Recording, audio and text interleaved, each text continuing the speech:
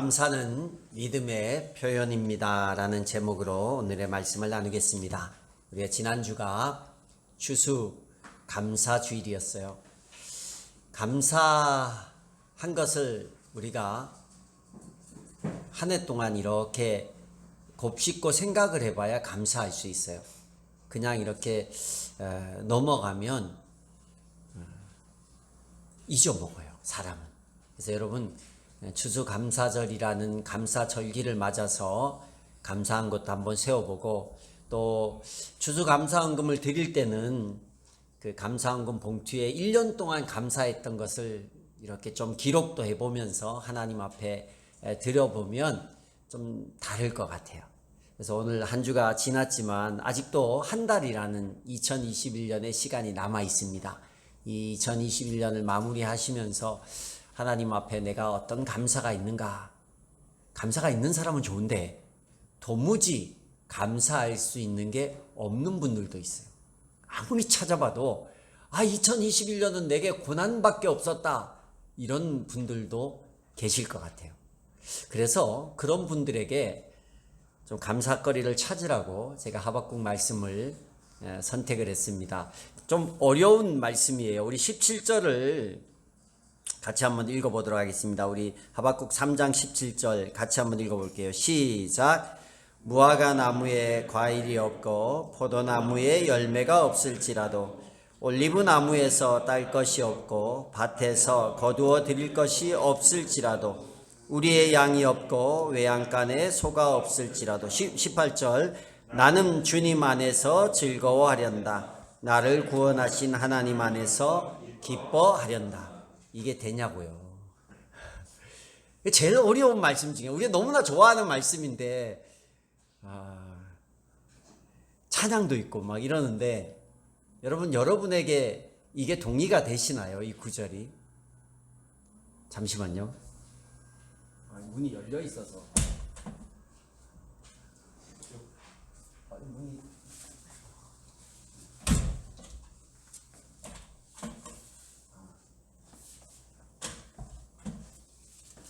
청소를 하시고 꼭 닫아주세요. 주일에 무지하게 시끄럽거든요. 안 들리나요? 저만 들리나요? 들리죠. 그래서 좀 괜찮은 것 같아요. 신경이 너무 쓰여서. 문이 분명히 닫혔는데 왜 소리가 나나 지금. 우리가 이 동의하기가 어려운 말씀 중에 하나가 이 말씀이에요. 그래서 저는 혹 올해 이렇게 무화과 나무에 과일도 없고 포도나무 심었는데 열매도 없고 감람나무에 딸 것도 없고 외양간에 소가 어디로 도망가고 없고 이런데도 즐거워할 수 있을까? 이 하박국이라는 사람의 고백이거든요. 근데 이 하박국이라는 사람이 어떻게 이런 고백을 할 수 있었을까? 이 사람이 믿음이 막 어마어마하게 좋고, 물론 선지자였으니까 하나님 앞에 신실하게 달려가서 이런 고백을 할 수 있었을까? 아니더라고요. 하박국이 그런 사람이 아니었어요. 하박국서 1장으로 한번 가볼게요. 1장 2절 3절 제가 읽어드릴게요. 들어보세요. 살려달라고 이게 하박국의, 하나님 앞에 하박국이 하는 얘기거든요. 살려달라고 부르짖어도 듣지 않으시고 폭력이다 하고 외쳐도 구해주지 않으시니 주님 언제까지 그러실 겁니까? 어찌하여 나로 불의를 보게 하십니까? 어찌하여 악을 그대로 보기만 하십니까? 약탈과 폭력이 제 앞에서 벌어지고 다툼과 시비가 그칠 사이가 없습니다. 이렇게 하박국서가 시작을 하고 있어요. 하박국이라는 선지자가 하나님 앞에, 온풍기 좀 꺼주세요. 매우 따지듯이 고백을 하는 거예요. 하나님, 세상이 이렇게 폭력이 있고 악한 사람이 있고 세상이 이 모양인데 하나님 도대체 어디 계십니까? 언제까지 참으시겠습니까? 이렇게 시작을 했는데 끝에 가니까 아주 말도 안 되는, 동의할 수 없는 고백을 하는 거예요. 무화과 나무에 과일이 없고 포도나무에 열매가 없을지라도 올리브 나무에 딸 것이 없고 밭에 거두어들 것이 없고 우리의 양이 없고 외양간에 소가 없을지라도 난 여호와로 말미암아 즐거워한다. 180도 바뀌었어요. 그래서 우리가 보여지는 것 때문에 하나님 앞에 따지고 불평하는 것이 꼭 문제가 있는 건 아니에요. 그럴 수 있어요. 그런데 그건 오해라는 거예요. 하나님에 대한 오해라는 거예요.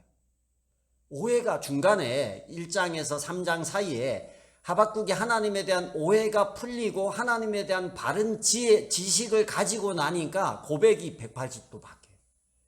그래서 여러분이 내가 하나님께 대해서 불평을 하고 있고 내가 감사할 게 안 보이고 불평할 것만 보이고 문제거리만 보이고 짜증날 것만 보인다 그러면, 그래서 하나님 앞에 기도가 짜증이 나오고 원망이 나오고 불평이 나온다 그러면 여러분이 무언가 하나님에 대한 오해가 있는 거예요.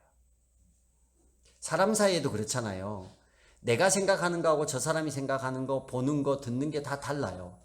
내가 하는 의도도 달라요. 선한 의도를 가졌는데 상대방이 오해해버리면 나에게 대해서 불편한 마음을 가지거든요. 그래서 하박국이 하나님에 대해서 오해했어요. 배경이 있는데 어떤 배경이냐면 지금 하박국은 유다 지역에 있는 선지자예요. 그런데 바벨론이라는 나라가 일어나서 북쪽은 아수르가 이미 벌써 멸망을 시켜버리고 이제 우리는 하나님을 믿는 민족인데 하나님을 믿지 않는 바벨론이라는 거대한 나라가 생겨서 세상을 지배하기 시작하는 거예요. 그리고 누구도 못 살게 굴어요. 유다 백성도 못 살게 굴기 시작하는 거예요. 뭐 침략도 하고 뺏어도 가고. 그러니 하박국이 볼 때 우리는 하나님을 신실하게 믿는데 하나님을 믿지 않는 어떤 저런 나라보다도 우리가 못한 대접을 받고 하나님을 믿지 않는 저런 나라에게 우리가 침공을 받고 어려움을 당합니까? 저들의 폭력을 언제까지 그대로 두시겠습니까? 이렇게 하나님께 묻고 있는 거예요. 그럴 수 있잖아요. 세상을 보세요, 여러분. 우리 예수 믿고 신실하게 살아도 예수 안 믿고 자기 멋대로 사는 사람들 중에도 잘 사는 사람이 많아요. 그렇게 평생을 사람을 어렵게 하고 괴롭히고도 평안하게 죽는 사람도 있어요. 그런 걸 볼 때 좀 억울함도 생기고 악인이 득세하는 걸 보면서 하나님이 왜 이러시지? 하나님이 저들을 왜 잠잠하게 두시지? 하면서 하나님에 대해서 화가 날 때도 있습니다. 그럴 수 있어요. 하박국이 그랬어요. 거기에 대해서 하나님이 하박국에게 오해를 바꾸어 주세요. 그래서 우리도 하나님이 어떤 하나님인지를 바로 알면 우리가 진짜 감사를 할 수 있는 거예요. 여러분의 감사는 뭐예요? 건강하면 감사한 거예요. 그죠? 돈을 많이 벌면 감사한 거예요. 꿈이 이루어지면 감사해요. 고3들의 감사는 뭐예요? 대학에 붙으면 감사한 거예요. 취준생의 감사는 뭐예요? 취업을 하는데 좋은 데를 내야 돼요. 좋은데 취업이 되면 감사한 거예요. 그렇지 않으면 하나님 앞에 원망과 짜증을 내요. 이게 되돌이에요. 되돌이 계속. 하나님을 우리가 너무 작게 생각하는 거예요. 하나님이 그냥 뭐 달라면 하나씩 툭툭툭 던져주는 하나님. 던져주면 감사하고 안 주면 낑낑거리고 짜증내고. 누가 그래요? 누가 보통 그래요? 뭐 주면 고맙다고 그러고 안 주면 울고. 애기들 그래요. 갓 태어나서 말을 못하면 표현이 딱 하나요. 우는 거. 똥 싸도 울고 배고파도 울고. 그 또 누가 그래요? 주면 꼬리치고 안 주면 짖고. 개가 그래요. 개가. 단순하단 말이에요. 단순해. 근데 우리가 좀 잘하고 어른이 되면 어떻게 돼요? 남들 다 주는데 나만 안 줘. 어디 가서. 그러면 좀 마음은 불편하지만 이유가 있겠지 하고 좀 기다릴 수 있어요. 근데 이게 2번, 3번 되면 짜증내지 이제. 그래서 어른이 되면 조금 더 이걸 기다릴 줄 알고 뭔가 무슨 이유가 있겠지 이런 생각을 할 수 있다는 거예요. 믿음도 똑같아요. 믿음이 어릴 때는 하나님 기도도 이거 주세요 기도예요. 그래서 그게 딱 주어지면 감사합니다. 안 주어지면 짜증내고. 어린아이 같은 신앙이에요. 신앙이 좀 더 커지면 주세요라고 기도하기도 하고 나만 주지 말고 저 사람도 주세요 기도하기도 해요. 내게 주세요 기도 없을 순 없죠. 하죠. 근데 안 주면 뭔가 이유가 있겠구나 이러고 또 더 기도하거나 아니면 또 하나님이 다른 방법이 있겠지라고 생각을 하는 거예요. 여유를 가지고. 그게 믿음이 성숙한 사람이에요. 똑같습니다. 하나님께서 더 큰 거 진짜 좋은 거 주셨다라는 것을 알면 기도의 내용도 달라지고 수준도 달라지는 거예요. 하나님 왜 이럴까? 왜 바벨론을 들어서 하나님을 믿는 민족을 괴롭게 하고 왜 유다 땅에 억압받는 사람들의 기도는 안 듣는 것 같이 잠잠하실까? 설명하는 게 이제 이후에 그 하박국이 4절까지 질문을 하니까 5절부터 11절까지 하나님께서 대답을 해요. 대답을 하는데 11절에 보면 뭐라고 이제 이야기를 하시냐면, 그러나 제 힘이 곧 하나님이라고 여기는 이 죄인들도 마침내 바람처럼 사라져서 없어질 것이다. 쭉 여기도 대답하시고 2장에도 대답하는데 하나님의 대답을 요약하면 이겁니다. 하나님께서, 물론 여기서는 바벨론이죠. 바벨론을 이용해서 세상의 많은 악인들을 징벌하고 하나님의 세상을 깨닫게 하고, 그리고 하나님이 우주적 통치의 방법의 하나로 이 민족을 이용하는 거다. 그렇지만 그 민족이 교만하고 탐욕을 가지고 빼앗은 것으로 부자가 되고 부당한 이득을 가지고 취하고 홧김에 이웃을 괴롭게 하고 이런 행동을 한 것에 대해서는 그게 자기 힘을 가지고 그렇게 움직이는 것 같이 하지만 결국 그런 모든 자들은 사라질 거다. 그리고 마지막에 남는 자는 하나님의 백성들이 남을 것이다. 이 이야기가 1장 이 하박국의 불만에 대한 대답을 요약한 거예요. 그래서 2장에 보면 막 그런 거 나와요. 4절에 보면 마음이 한껏 부푼 교만한 자를 봐라. 5절에 보면 탐욕한 자, 그리고 6절 뒷부분에 보면 빼앗은 것으로 부자가 된 자, 9절에 보면 부당한 이득을 취한 자. 얼마나 많아요, 여러분 주변에? 많지 않아요? 저 이거 보면서 내 주변에도 많은데, 사기쳐가지고 부자 되고 부당한 이익 50억씩 막 받고 몇천억씩 받고, 와, 우리는 막 기도하면서 11조하고 그렇게 열심히 선하게 살아도 50억은커녕 한 달 벌어 한 달 사는데, 누구는 막 그렇게 취하고 속여가면서 그렇게 하고. 이게 자기가 자기 능력이라고 하잖아요, 그 사람들. 여러분 요즘에 막 보면 갑질하는 사람들이 얼마나 많은지 몰라요. 그런데 돈 벌어서 가진 돈 가지고 갑질하는 사람들이 되게 많더라고요. 저는 뭐 가끔 뉴스에 보면, 지난주에도 보니까 무슨 벤츠 갑질료가 하나 나와가지고 이렇게 나오더라고요. 기사를 읽으셨는지 몰라도. 그래서 거기서 벤츠를 주차장에다가 아무렇게 주차해놓고 차를 빼주세요라고 전화를 했더니만 그 전화한 분에게 이렇게 당신 차가 뭐냐? 그 사람 차는 뭐 현대 무슨 차인가 봐요.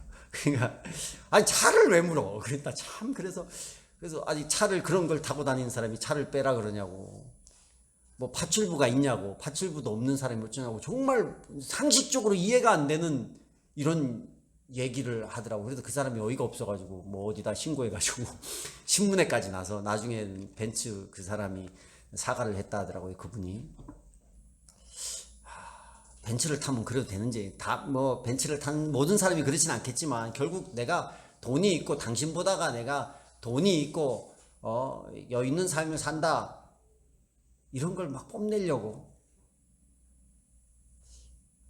그런 사람 어떻게, 하나님 왜 그런 사람 그냥 두나 보면서 막 화가 나더라고, 화가.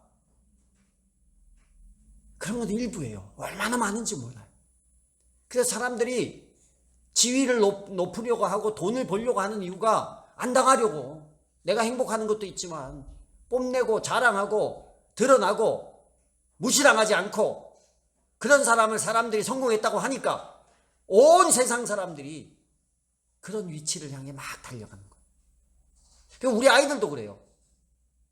남들이 다 집 사고 좋은 차 끌고 좋은 직장 가니까 얘네들도 머릿속에도 그거예요. 하나님은 어디 가고 없고, 하나님의 백성이 받은 거 이런 건 상관하지 않아요. 예수 믿는데 가난한 것보다 예수 안 믿고 부자 되는 게 훨씬 멋져 보이고. 고개를 끄덕이는 사람은 뭐죠? 이런데 마음이 다 뺏기기 시작하는 거예요. 근데 하나님께서 그런 부당한 이익, 탐욕, 세상에 자기 힘으로 자기의 유익을 위해서 달려가는 모든 사람에 대해서 하나님 외에 하나님을 찾지 않고 그런 걸 쫓아가는 자들에 대해서 어떻게 하실지에 대해서 이야기를 하세요. 2장 하반절에. 그래서 그걸 하박국이 듣고 불평했던 하박국이 드디어 하나님에 대한 이래서 하나님께서 참고 계시는구나 다 깨닫고 나서 하박국의 기도가 바뀌는 거예요. 그 바뀐 기도가 3장이에요. 3장. 여기 3장 16절에 보면 그 소리를 듣고 있죠. 그 소리를 듣고, 이 소리 제가 다 이 본문을 읽어드릴 수 없어서 그러는데 8절부터 15절의 내용이에요. 이게 뭐냐면 마지막 때에 하나님을 무시하고 하나님을 외면하고 자기 힘으로 자기 멋대로 자기 유익을 위해 살아가던 사람들의 결말에 관한 얘기입니다. 그 결말의 소식을 하박국이 딱 듣는 순간에 그가 어떤 감정을 느꼈냐면 창자가 뒤틀린대요. 상진아, 창자가 뒤틀린. 상진이가 좀 괜찮아요? 상진이가 좀 반주 전에 막 이게 갑자기 통증이 와가지고 창자가 뒤틀리는 이 고통, 입술이 떨린대요. 이 얘기를 듣고 하박국의 입술이 막 떨리는 거예요. 그리고 뼈가 속에서부터 썩어 들어가는 그런 느낌이 난대요. 다리가 후들거린대요. 그러니까 그 얘기를 듣는 순간에 너무 두렵고 떨린다는 거예요. 하나님 없이 사는 사람들의 마지막이 하나님께서 지금 하박국에게 이렇게 불평할 때 환상을 보여줬거든요.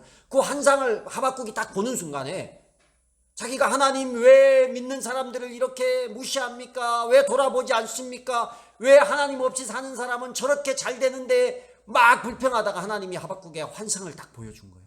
그 환상을 보는 순간에 창자가 뒤틀리고 다리가 후들거리고 입술이 떨리고 너무너무너무 두려운 거예요.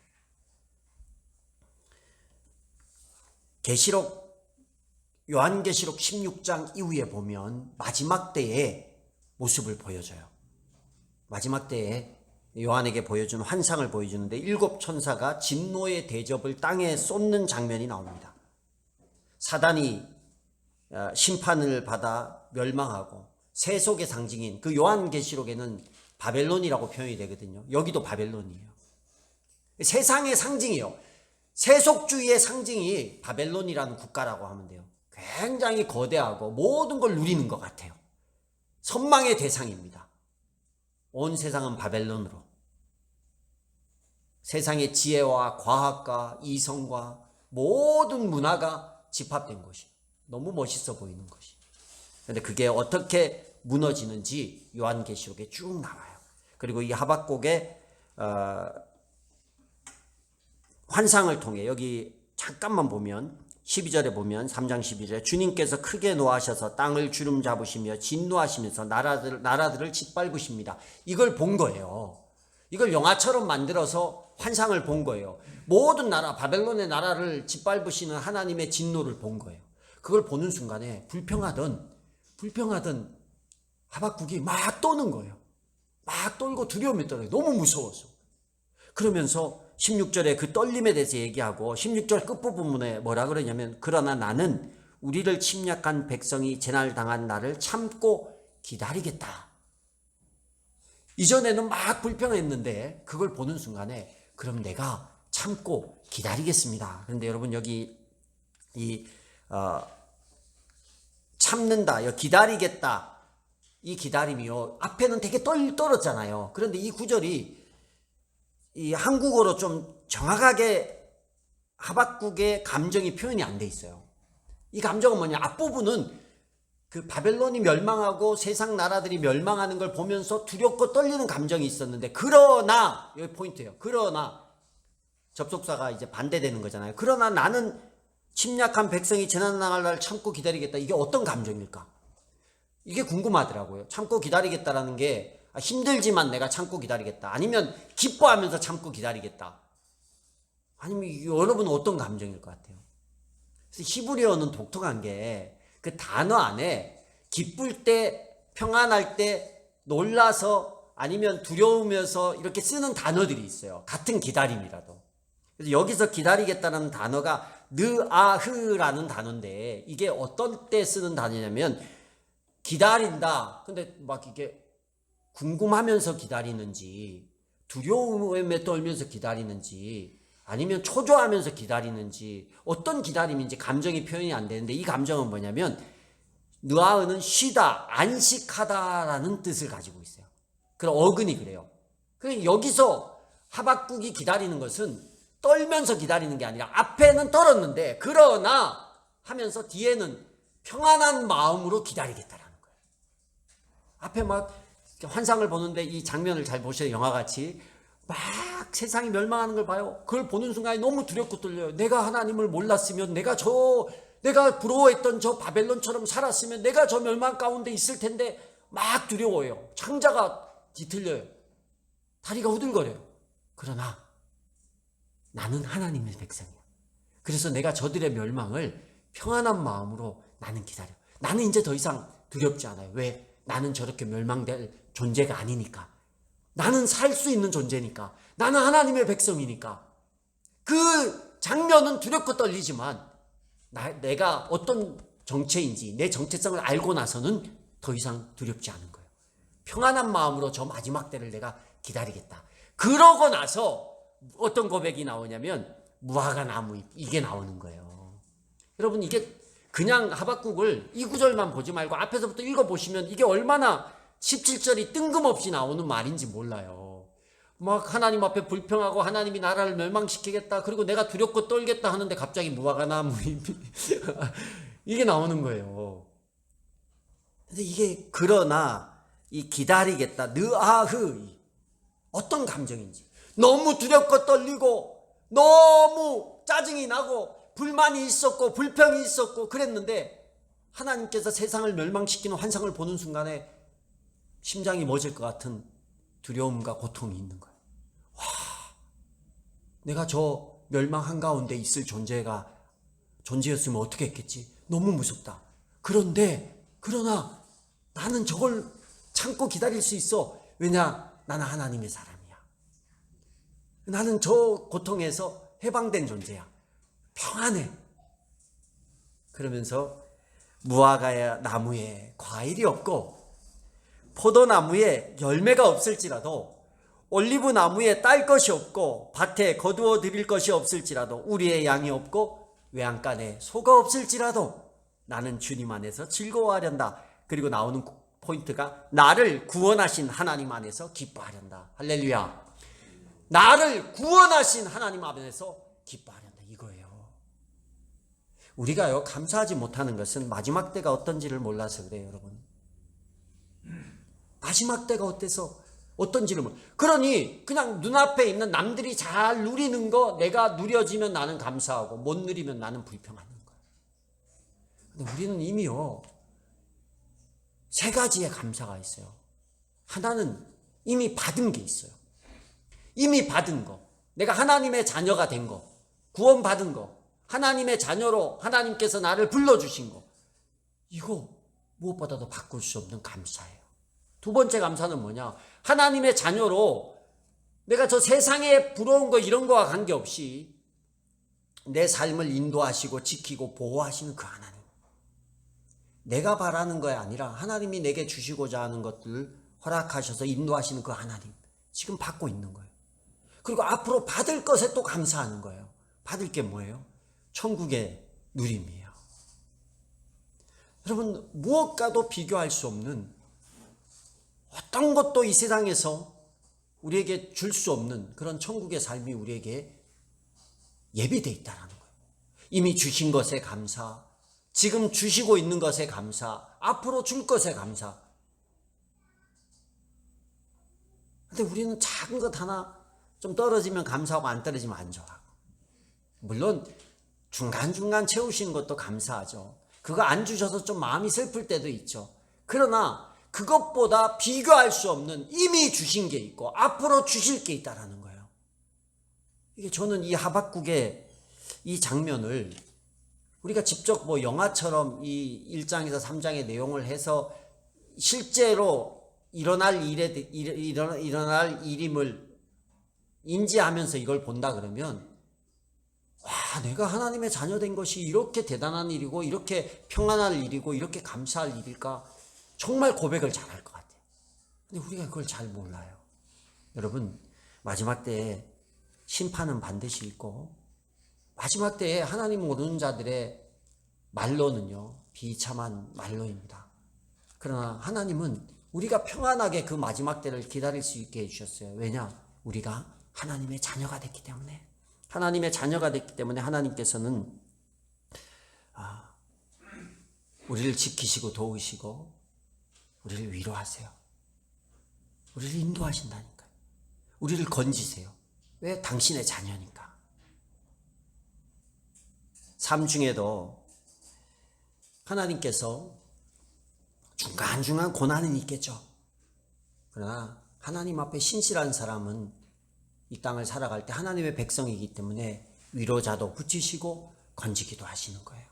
마지막 때에도 건지시고 그 마지막 때의 건지심을 우리의 삶 중간중간에 경험하게 하세요. 천안에 가면 임마누엘 교회라는 데가 있어요. 이규철 목사님이 담임하는 교회인데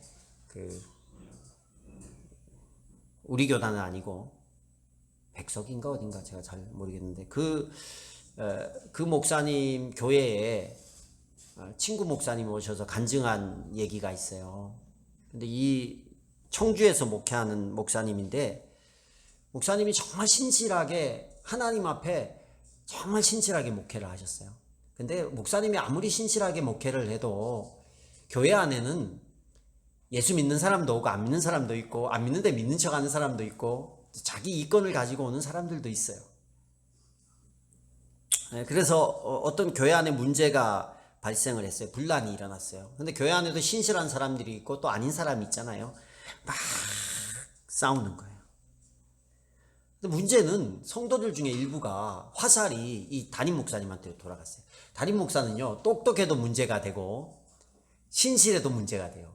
목사님이 날마다 기도하고 성경만 보면 우리 목사님은 도대체 행사도 못하고 우리 교회는 아니고 사람들 니즈가 다 다르니까 맨날 성경만 보고 기도만 하고 있어.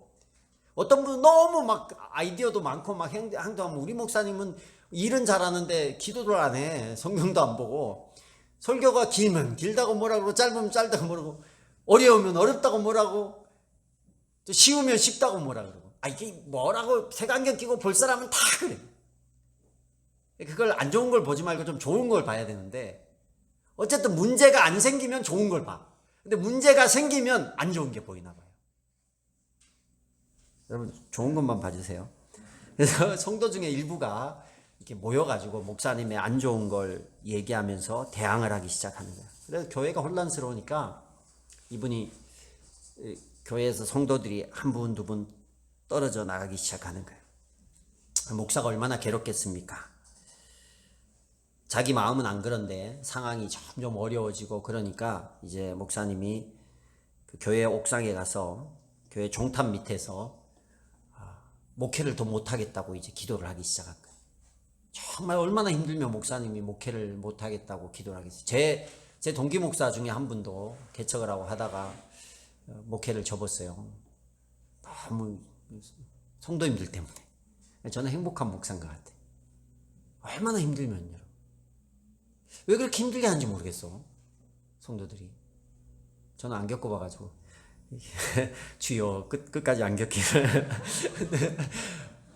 근데 막 얼마나 힘들게 하면 종탑 밑에 가서 막 눈물로 이렇게 기도를 하는 거예요. 내가 이제 목회를 못하겠다. 왜냐면 하니까 자꾸 이렇게 그분이 정말 신실하게 하셨어요. 재진 것도 없고 진짜 누가 봐도 목사인데 그래도 문제가 생기는 거예요. 참 힘들어.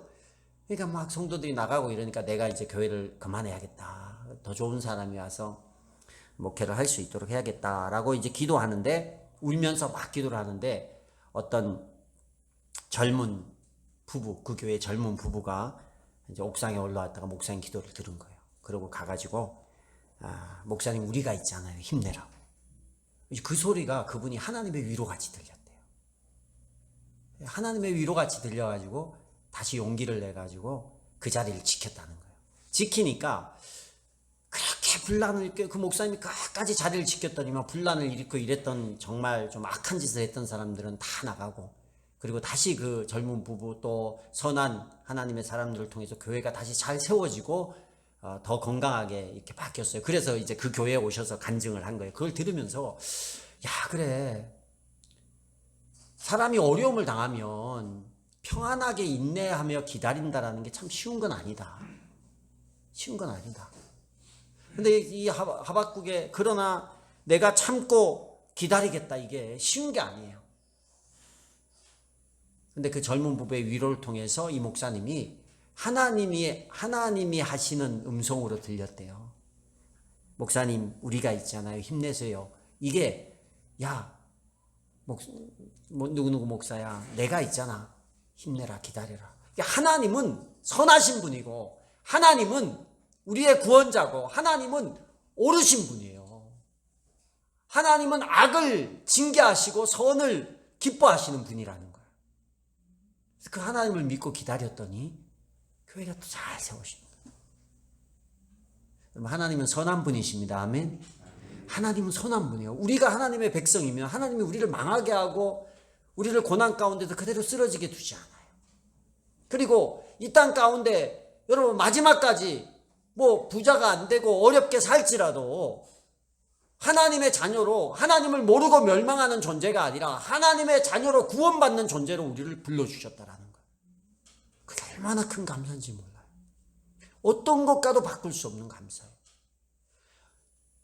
미리 감사하십시오. 마지막에 가서 막 보면서 하나님 원망하고 있다가 막 악인들이 멸망하는 걸 우리가 눈으로 보면서 하나님 앞에 굉장히 민망할 수 있어요. 하나님 이것도 안 줘요, 저것도 안 줘요 했다가 천국에 가서 우리에게 누려질 그 많은 것을 바라보면서 내가 이 땅에서 하나님을 제대로 안 믿고 막 원망하고 살다가 그게 주어지면 얼마나 좀 죄송스럽고 민망하겠어요. 나를 확실히 믿어야 감사가 나오는 거예요. 그때 우리가 구원받은 하나님의 백성이라는 걸 확실히 믿고 하나님이 우리를 전화 위복시켜 주시고 우리에게 천국을 주실 분이라는 걸 확실히 믿을 때 우리 입술에서 진짜 감사가 나오는 거예요. 와, 감사하다. 내가 하나님의 자녀라는 것 하나로 감사해. 하나님이 힘내라. 내가 있잖아. 평안히 기다려. 기뻐하며 기다려. 내가 있잖아. 이렇게 우리에게 말씀하시는 그 음성을 들으시며 조금의 어려움, 조금의 막힘이 있을지라도 좌절하지 마시고 이미 주신 것, 앞으로 주실 것을 바라보고 그리고 지금 도우시는 것을 바라보며 우리 입술에서 늘 감사가 떠나지 않는 그런 삶을 살아갈 수 있는 저와 여러분이 될 수 있기를 주의 이름으로 축복합니다.